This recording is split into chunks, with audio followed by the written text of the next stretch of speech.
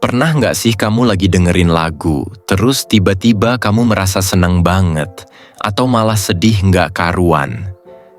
Atau bahkan, kamu pernah merasa lebih semangat setelah dengerin lagu tertentu? Nah, sebenarnya kenapa bisa gitu? Apa musik memang punya kekuatan untuk mempengaruhi perasaan kita? Yuk kita bahas tuntas di video kali ini. Karena ternyata, musik itu nggak cuman enak didengar, tapi bisa banget mempengaruhi emosi kita.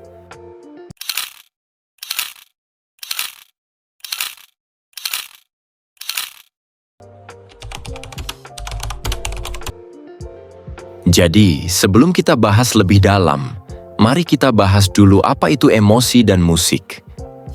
Emosi itu adalah perasaan yang kita alami, seperti bahagia, sedih, marah, atau terkejut.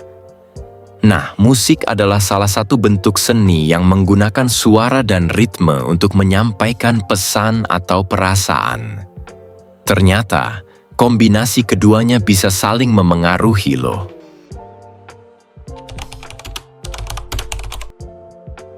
Jadi, gimana sih musik bisa mempengaruhi emosi kita? Ternyata ketika kita mendengarkan musik, otak kita bereaksi dengan cara yang unik. Ada beberapa hal yang bisa terjadi.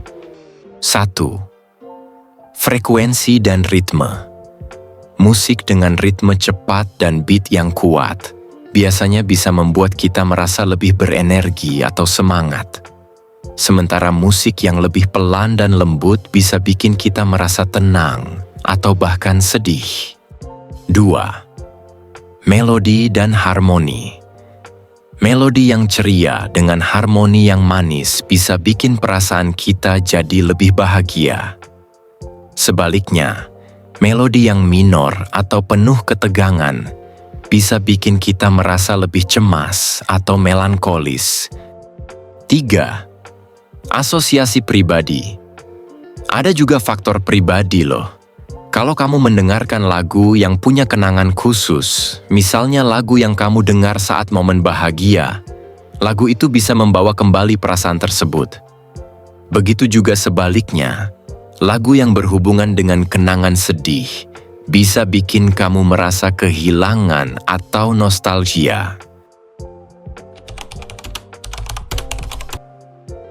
Ngomongin soal pengaruh musik terhadap emosi, kita nggak bisa lepas dari yang namanya hormon. Ternyata, musik bisa mempengaruhi hormon-hormon tertentu di otak kita. Misalnya, dopamin. Musik yang menyenangkan bisa merangsang otak untuk mengeluarkan dopamin, yaitu hormon yang bikin kita merasa senang dan puas. Kortisol. Musik yang melankolis atau menegangkan bisa meningkatkan kadar kortisol, hormon yang berhubungan dengan stres dan kecemasan. Oksitosin. Musik juga bisa mempengaruhi oksitosin, hormon yang membuat kita merasa lebih dekat dengan orang lain, terutama saat kita mendengarkan lagu yang mengingatkan kita pada momen spesial atau bersama orang terkasih.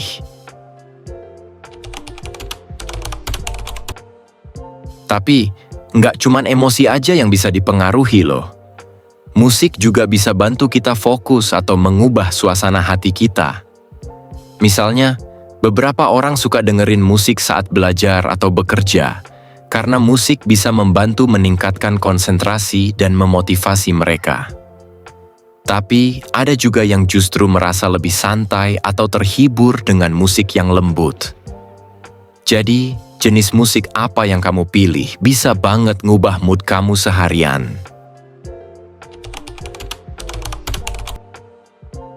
Menariknya, musik juga sering digunakan dalam dunia terapi. Music therapy adalah salah satu pendekatan yang digunakan untuk membantu orang mengatasi berbagai masalah emosional dan psikologis, seperti kecemasan, depresi, atau stres. Dengan mendengarkan jenis musik tertentu, orang bisa merasakan perubahan emosional yang positif. Bahkan ada yang merasa lebih lega dan bahagia setelah menjalani sesi terapi musik.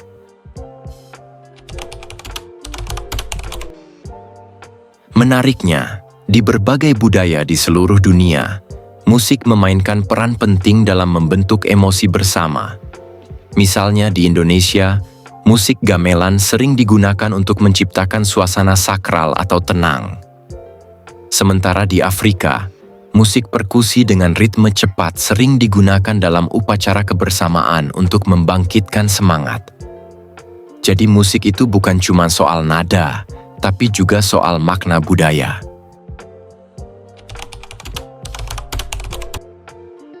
Pernah nggak sih kamu lihat atlet yang pakai earphone sebelum bertanding?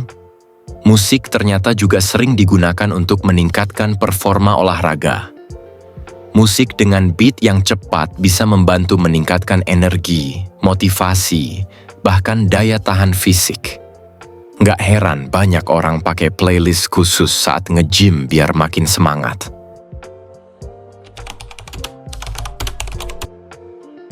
Bukan cuma bikin semangat, musik juga bisa membantu kamu tidur lebih nyenyak.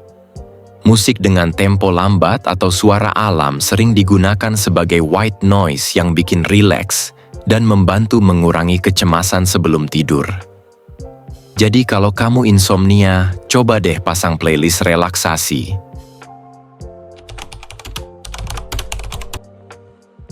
Para ilmuwan juga mempelajari bagaimana musik mempengaruhi otak melalui alat-alat canggih seperti MRI. Hasilnya mereka menemukan bahwa area otak yang terkait dengan emosi, memori, dan bahkan gerakan ikut aktif saat kita mendengarkan musik. Penelitian ini penting banget untuk pengembangan terapi berbasis musik di masa depan. Jadi, bisa kita simpulkan, musik memang punya pengaruh besar terhadap emosi kita, bahkan jauh lebih luas dari yang kita bayangkan. Dari memengaruhi hormon di otak, membantu konsentrasi, meningkatkan performa olahraga, sampai digunakan dalam terapi emosional.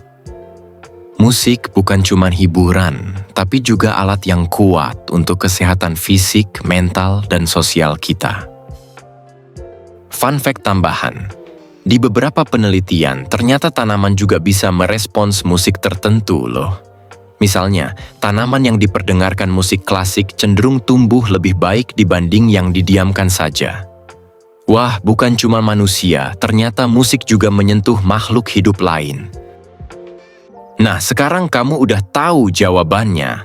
Jangan lupa like, subscribe, dan komen di bawah kalau kamu punya pertanyaan unik lainnya buat kita bahas di video selanjutnya.